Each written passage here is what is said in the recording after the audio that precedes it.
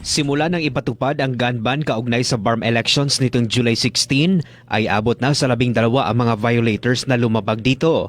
Sinabi ni ProBAR spokesperson Captain Steffi Salanggit na ang datos na ito ay hindi lang mula sa mga ipinatupad na COMELEC checkpoint kung hindi maging sa mga law enforcement operations ng pulisya.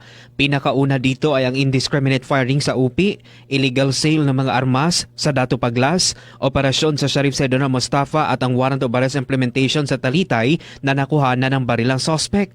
Samantala, 5 araw bago ang botohan sa Setyembre ay darating na ayon kay Salanggit ang mga police augmentation mula sa Police Regional Office 12, 11, 10, 9 at Region 13.